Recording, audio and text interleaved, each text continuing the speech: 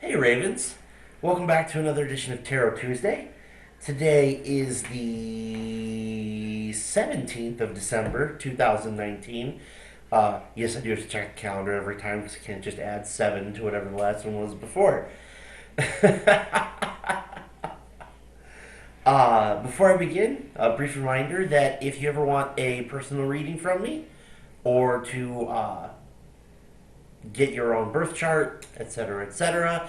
You can always find me on Facebook, Instagram, and of course Patreon.com, which will get you access to the Night Sky newsletter, which is Patreon exclusive starting January 1st, and a bunch of other really cool stuff. Um, Plus, it helps me do more things like this. Helping me helps you, and by the same token, helping you helps me. It's a neat little cycle. But all that aside, shameless self promotion out of the way, we're going to talk about a couple of things for this week, neither of which is really occurring until the end of the week gets closer. We're kind of saving it all up for, excuse me, for the holidays. What with the solstice on Saturday, Hanukkah on Sunday, and then of course Christmas Eve actually being the next edition of Tarot Tuesday. Um, so you may not see me for a little while. This might be the last one for 2019, as a matter of fact. But we'll see how things go. Far be it from me to determine the outcome of events before they come to pass. In any event, on Friday, we have Venus, represented by the Empress, moving into Aquarius, the sign represented by the star.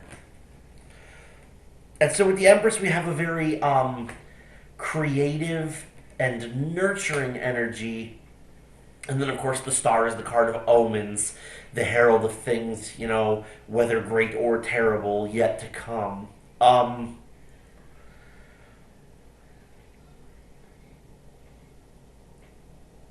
And it wants this feeling of the impending again. Like I say, we're all it's sort of over the next few weeks, a lot of things are going to be going on. Sort of feel like up until then, we're kind of holding our collective breath, waiting to get them. We'll talk about this more next week, but there is an eclipse coming up on Boxing Day, 26th, the day after Christmas. But again, that's for next week's video, and we will talk about it. Um, but to sort of kick all of this off, Venus is moving into Aquarius, portending beautiful things to come. The sun will follow by moving into Capricorn on Saturday. Those cards represented the sun is the sun, and the devil is Capricorn. So again, it's going to be sort of you should at once nurture the feeling that something is coming, and at the same time, um, cultivate that desire to let something grow and let something be. Because um, Sunday is the aspect we're going to talk about, which is the moon, represented by the High Priestess, as we've seen numerous times through these videos, conjunct Mars, represented by the Tower, in the sign of Scorpio, which is represented by death. The Tower has been in death for quite some time, and so this has been, and the periods where Mars and Scorpio always is very transformative, both in terms of, so Mars is the classical ruler of Scorpio before the discovery of Pluto, and really there's no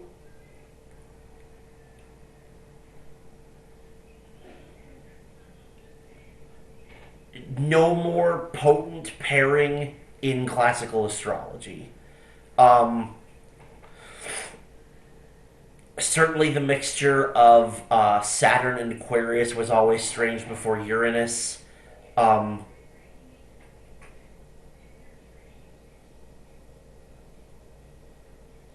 and then Jupiter ruling Pisces was also a strange thing before Neptune.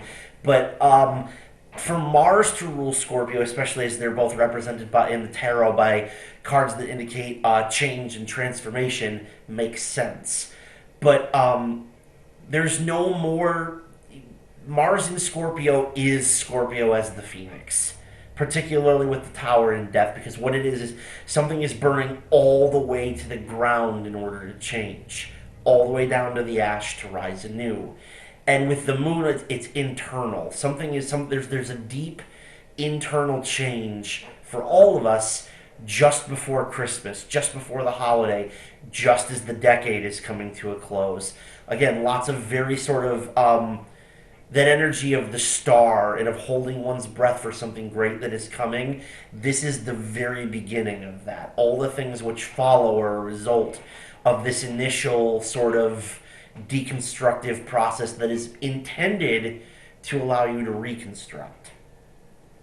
We're not looking for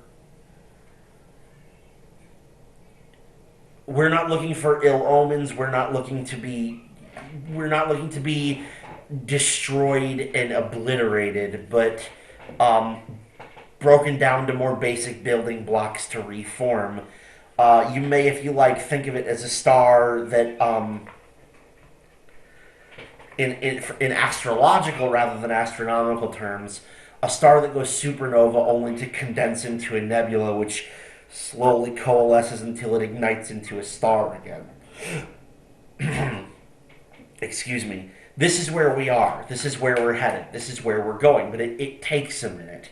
We're kind of just holding our breath for this week.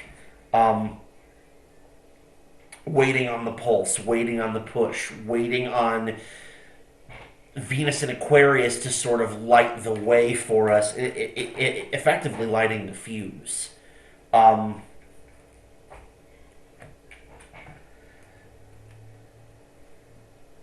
And especially with the sun entering Capricorn in between there and beginning to cast its first rays of light on the ways in which we hold ourselves back, it's hard not to imagine the sun as that cleansing fire. But as with all things, time will tell. Certainly there's more to this than the vantage point of 3 and 4 and 5 days out can say. And next week, if and when we speak, we'll be right in the thick of it as this major conjunction will have just passed, and we'll be headed for an even bigger one with the eclipse coming on the day of the new moon. But in the meantime, with such a profound personal shift ahead, as we prepare to evolve and hopefully ascend to the next level, let's talk about what's in store for everybody. For one last time, Sagittarius, we'll start with you.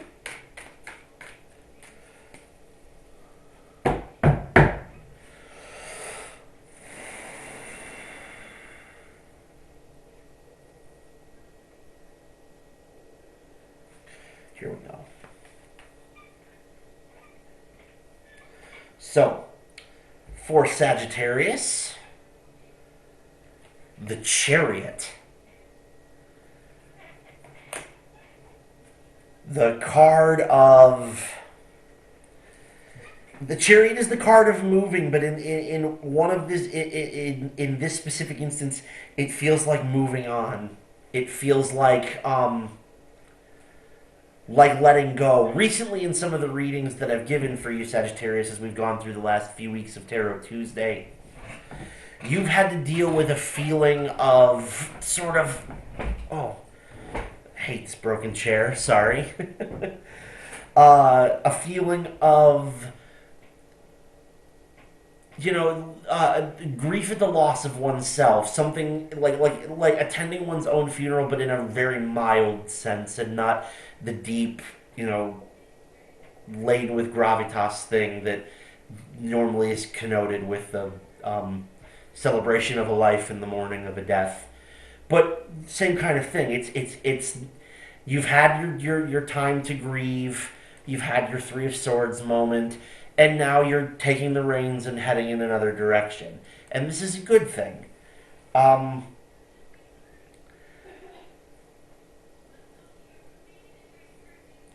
Not surprisingly, you're out in front leading the charge to make the change. With the sun in your sign, this is sort of to be expected. To be honest, it would not surprise me to see any fire sign be in the lead, but especially while you still have a little bit of the planetary energy behind you before the sun changes signs on Saturday. So good for you. You've already gone through a lot of what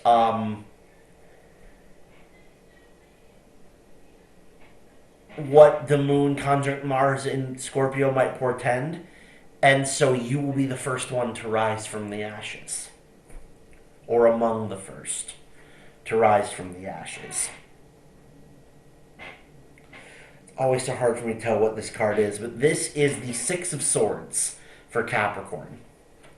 You really got to squint at it too. Those are really hard to distinguish from the wands in this deck with all the rain in the background. And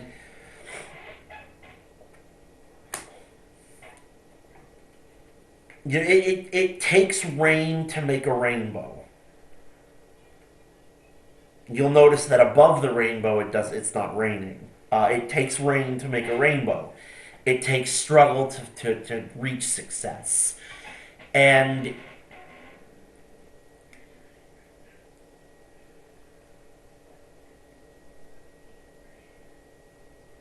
part of what you'll be dealing with when the moon and Mars touch is coming to understand the nature of both the struggle and the victory that it leads to. And also in that juxtaposition a little about yourself as well. It connects in this very sort of triangular kind of shape for you, Capricorn, of understanding your recent struggle, the success that it either is leading or has led to, and how that both informs and is informed by you. You know, would the struggle be other than it was if you were not the person that you were? And would you be other than you are as a result of the victory over that struggle? There's a lot to unpack there, Capricorn. You're going to have to really. The moon, when lunar aspects are this potent, they tend to favor introspection. This might be a good week for you to do it, Capricorn, as something comes to its resolution in a way that is in fact satisfying for you. For Aquarius, we have the Five of Pentacles, what I often think of in this deck as the Beauty and the Beast card. Um, Again, more rain. Uh,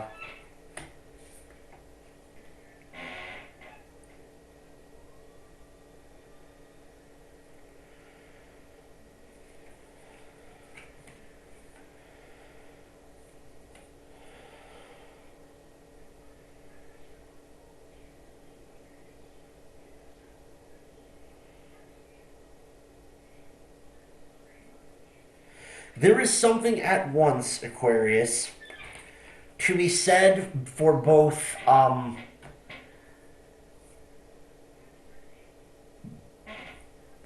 restoring a wilting rose to life, but also in allowing it to die. The distinction is to know where you can, where, to borrow terms recently added to a favorite video game pastime of mine, to know when to be the gardener and when to be the winnower, when to be the light and when to be the darkness. And that picture is going to coalesce. I feel that I get the feeling that that picture is going to coalesce into very rapidly into clarity for you as we go through the weekend, as Venus moves into Aquarius and the Sun moves into Capricorn, and this major conjunction forms in Scorpio. You are going to learn, Aquarius, or be made to see where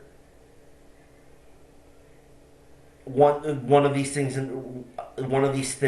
events, places, people in particular, is worth putting the effort into to restore what has wilted, and where you're better off allowing your energies to be spent elsewhere. Um, After all, it is in decay that new life grows. Um, Energy no longer spent in one place becomes energy spent elsewhere. And so this is definitely for you. One second. For you, this is a card and therefore a time of learning to tell the roses from the weeds and to cull what no longer serves. For Pisces, we have the Hanged Man. In the astrology tarot, this card is represented by Neptune, or rather represents Neptune, your sign's ruler. And one of the things that tends to do for you is it tends to make you very adept at seeing other perspectives. But one of the drawbacks to that is that it can also make you difficult for you to understand your own perspective. Now you will get it with for a brief time, hopefully for good if you're not there already, but at least for a brief time you'll be able to grasp that with a firm hand. Grasp your own perspective, how you see the world and feel about things with your own two hands. I fervently hope that you're able to keep it. Goodness knows that upheaval, like the nature of the High Priestess conjunct the Tower in death, that kind of tumult can make it difficult to hold on to anything. But if you can absorb the blows and maintain that grip, you might be able to walk into the new year singing. It all depends on how well you roll with the punches. For Aries, we have the Son of Pentacles.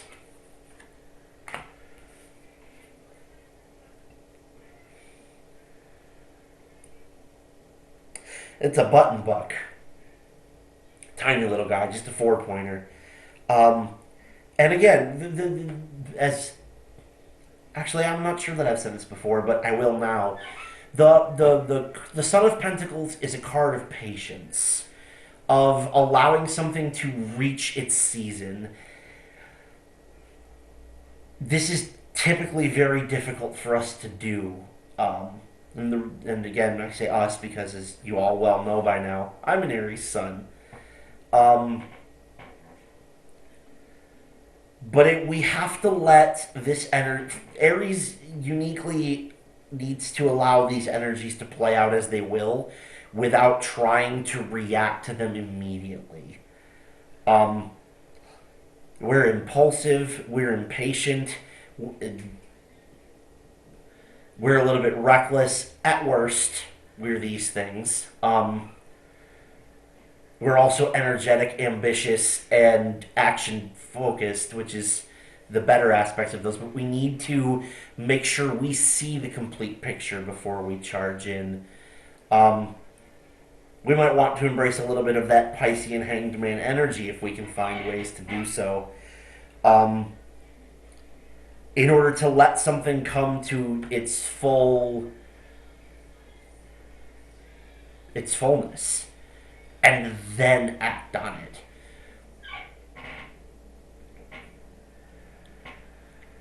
The iron will not cool immediately if you...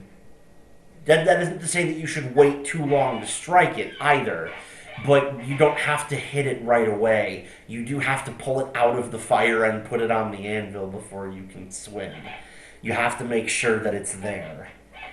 Give yourself a sturdy place from which to work, Aries, before you leap into the work of crafting your reality. For Taurus, we have the Star. And in a week where we are talking about omens, you've now got it twice.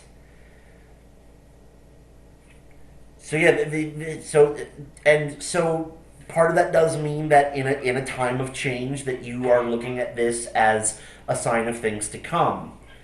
Um, and certainly as Uranus, which is the ruler of Aquarius and currently retrograde in your sign, continues its movement through Uranus, you will undergo these changes. Uranus, after all, is the planet of rebellions and upheaval, among many other things. You will be experiencing these changes, Taurus. It's not really up for debate. You can't gainsay or resist this. A long period of change is coming for you. Um, if Saturn happens to be making any aspects to its natal position over the next few months for you, this will be magnified to an even greater degree at that point. Not now, but this will give you a taste the coming week or so of what it's like to learn to live after the shift. Seeing it coming and adjusting to it after it comes are two very different things. You can see that it's coming, but it will be how you adjust afterwards that makes all the difference. For Gemini, we have the Four of Cups.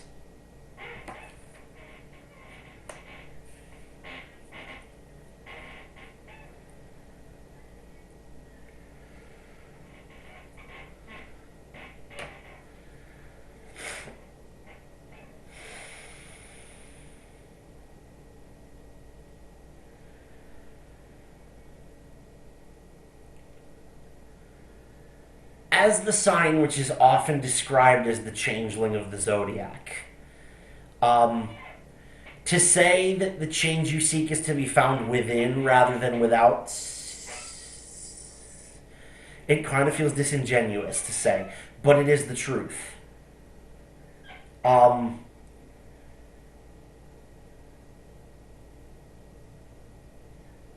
if Gemini, if you've been looking outside yourself for the answers, turn that gaze inwards.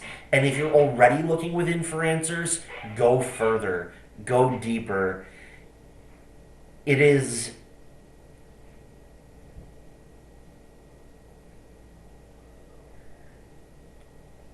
the Four of Cups is the card of there is something more, I know it. And that's where you are, Gemini. Coming to understand exactly how much more there is through this process of transformation. There is so much more. If you're used to the world without, there's the world within. And if you're used to the world within, there are more of those. Dig deep. Do some reading. And ultimately explore the inner self.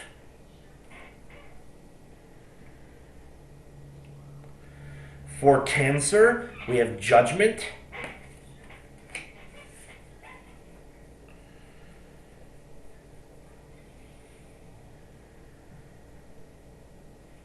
And Judgment is, of course, Judgment Day. It is the reckoning. It is what needs to be dealt with.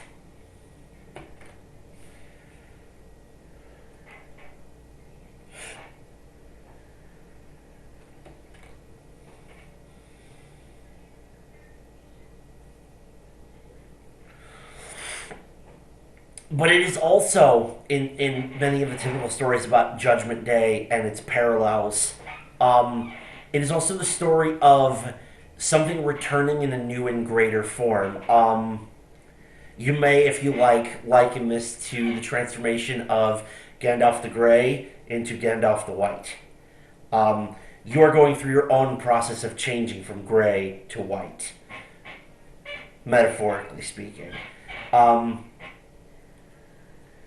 You are you are stepping back or will through this very, like I said, regenerative process, be stepping through into a more you, if that makes sense.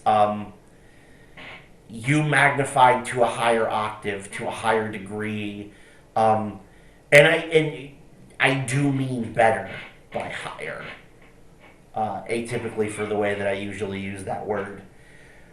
You are moving into a more perfect picture of the person that you are. But you are not calcifying. You might be galvanized, but not calcified. There will still be room for growth and change. There always is till they put you in a box. For Leo, we have the Six of Cups. Your roots. Tend to your roots, Leo.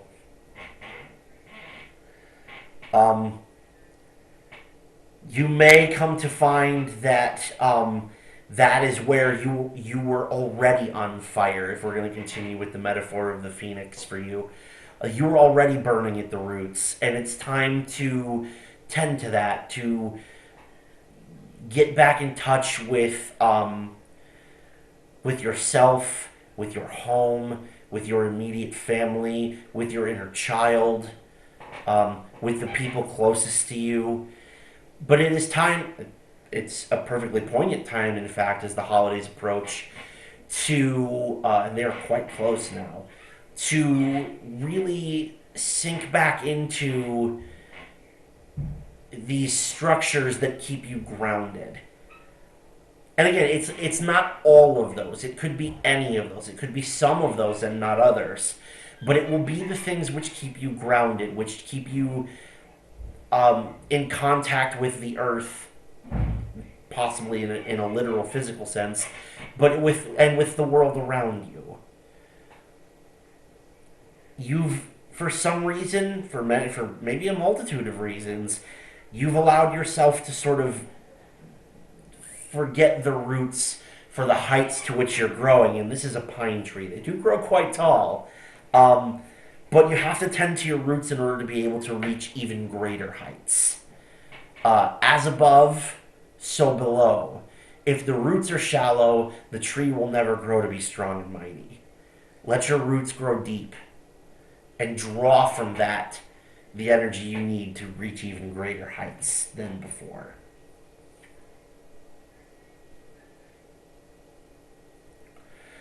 For Virgo, the Ten of Swords.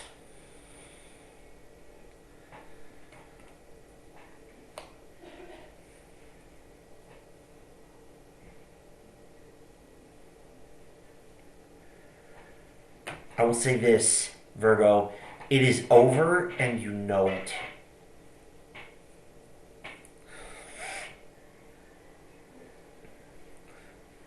If the death card that is Scorpio can be literally metaphorical, as weird as that phrase is, for you it is, Virgo. You are literally, something is coming to a very final end. Maybe abruptly, maybe not, but it is over. There will be no reopening this door. There will be no going back to this chapter. Whatever it is that you are casting aside or being made to cast aside needs to go. It is over. It is done. Let it go. Grow from these ashes into something new. Not more of the same, because it is done. And you need to let it be.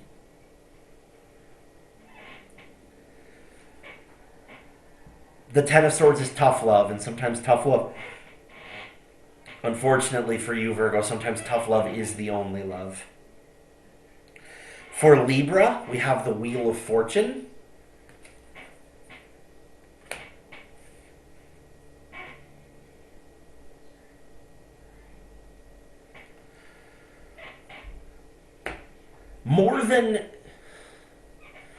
More than necessary, more than like the word necessary, There is something of the inevitable to this for you, Libra. Did I say Virgo? I meant Libra. Libra gets the Wheel of Fortune. And um, there is something of the inevitable to what is going to happen for you, Libra. It is as though, or will feel as though, there was no other way for things to be than this. Um, a feeling which can at once be both incredibly claustrophobic and incredibly liberating. Um, because on the one hand, it could never have gone any other way than this, no matter what you did, and on the other hand, now that it's over, you're free to do anything that you'd like. Um,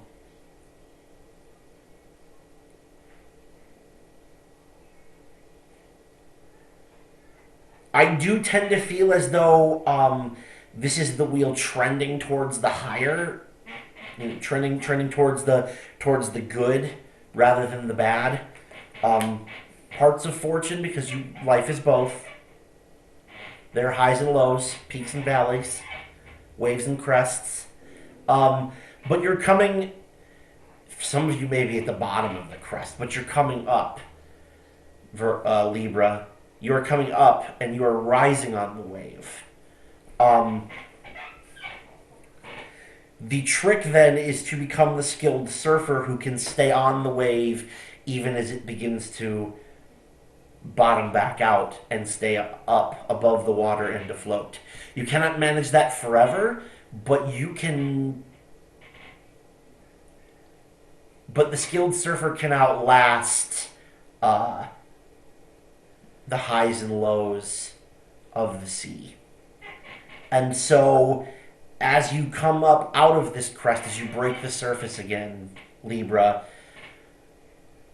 learn from it. And I can't stress this enough, get back on the board and give it another go.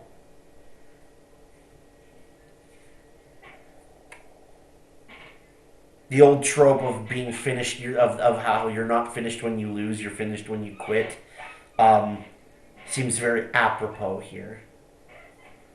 Last of all is Scorpio, and with Scorpio we have the Two of Pentacles. Balance, a delicate balance, but also harmony and equilibrium and eternity.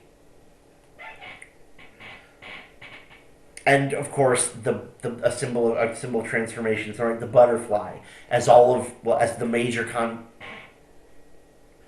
conjunction. I almost said conflagration, but then again, we are dealing with the fire of Mars. The major conjunction is taking place in your sign, Scorpio, and so small wonder then that a symbol of transformation and balance and the pendulum swinging between opposite poles is yours this week. Of us all, you, Scorpio, will be the one most in tune with these energies, and so it will be up to you to show us how best to deftly handle them. You are the one who will show the rest of the zodiac how to embrace the swing of the pendulum, no matter how sudden, no matter how violent, and no matter how forceful it may be. You are the one who lives this.